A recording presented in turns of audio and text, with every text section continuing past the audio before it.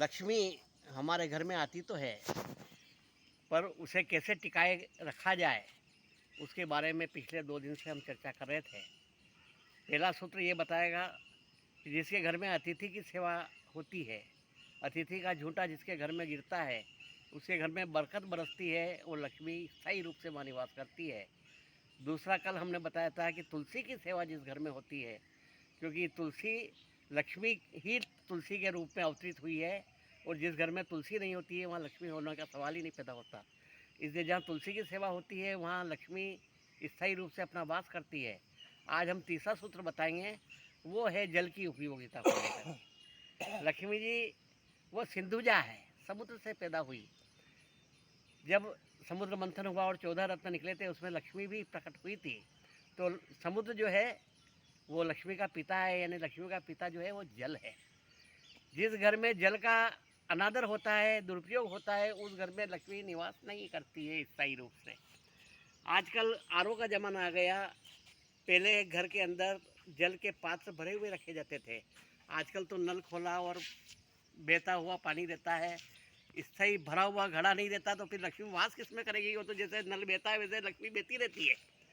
यदि आपके घर का नल टपकता है तो आपके घर में पैसा स्थायी रूप से नहीं रहेगा, क्योंकि पैसा आपके घर में नल जैसे जल बह रहा है वैसे पैसा भी आपके घर से बहता जाएगा।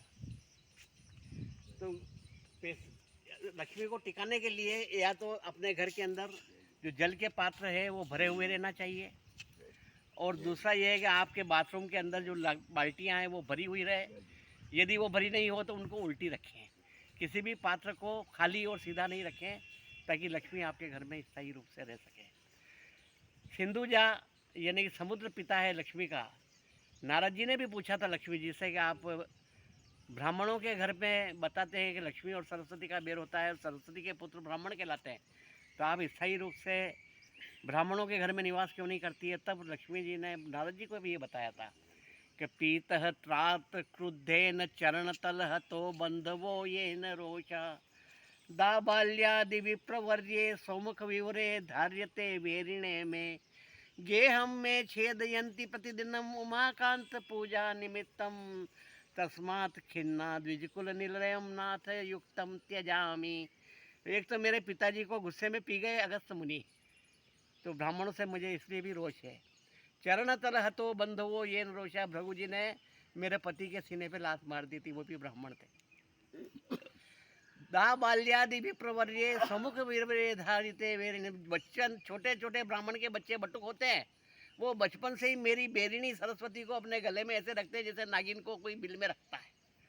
और गेहम में छेदयंती प्रतिदिन उमाकांत पूजन, मेरा घर जो कमल है, मैं कमला सना हूँ, और मेरे कमल को तोड़ कर शंकर भगवान को चढ़ा देते हैं, मेरा घर छिन्न भिन्न कर देते हैं। इसलिए मैं ब्राह्मणों के घर में टिकती नहीं हूँ। तो जल का यदि हमने अपव्यय किया, दुरुपयोग किया, उसका महत्व नहीं समझा। जैसे हम पानी पीते हैं तो एक गिलास पानी लेते हैं और आधा पीते हैं, आधा उसको ढोल देते हैं, तो ये आदमी जो करता है उसके घर पास में पैसा नहीं टिकता है। हम पानी मुंह में लेते हैं और आधा पीते हैं, आधा फूंक देते हैं, कुल्ला कर देते हैं, वो भी नहीं करना चाहिए। कभी भी भोजन करें तो हाथ थाली में हाथ नहीं धोना चाहिए। इस तरह से जल की एक एक बूंद का यदि उपयोग किया जाए, पानी की एक बूंद में 36,450 जीवाणु पाए जाते हैं। इसलिए एक भी बूंद पानी का उपयोग नहीं करें। और अभी पर्यूषण पर्व चल रहा है, ये उल्लेख करना चाहता हूँ कि जैन संत सबसे मित ये पानी का कम से कम उपयोग जैन संत करते हैं। अब आप ये प्रश्न करेंगे, जब जैन संत पानी का बहुत कम उपयोग करते हैं तो फिर उनके पास तो बहुत पैसा टिकना चाहिए, बहुत होना चाहिए। उनके पास तो 2 कौड़ी भी नहीं है। तो श्रीमान जी, यदि किसी साधु के पास में 2 कौड़ी भी होगी तो फिर वो 2 कौड़ी का भी नहीं रह जाएगा। इसलिए उनके पास में एक भी पैसा नहीं रहता है। तो फिर जब पानी का मित व्यय करते हैं, इतना आदर करते हैं, इतना पानी को महत्व देते हैं, तो फिर उनके पास में पैसा क्यों नहीं है? तो श्रीमान जी, उनके पास में पैसा नहीं है, परंतु अच्छे अच्छे करोड़पति उनके चरणों में लौटते हैं। ये और उनकी उससे बड़ी उपलब्धि उनके पास में क्या हो सकती है? इतना धन और किसके पास में होगा? यदि उनके चरणों में करोड़पति आगे लौटे तो वो बहुत बड़ा धनवान है। तो वो धन उनको प्राप्त होता है, वो इसलिए प्राप्त होता है कि उन्होंने जल का महत्व समझा और उसकी एक बूंद का भी दुरुपयोग नहीं किया। इसलिए इससे हमें ये शिक्षा लेना चाहिए कि यदि हम जल का सदुपयोग करेंगे, एक बूंद को भी व्यर्थ नहीं गंवाएंगे, तो ये लक्ष्मी का आदर होगा और लक्ष्मी हमारे घर में स्थायी रूप से निवास करेगी।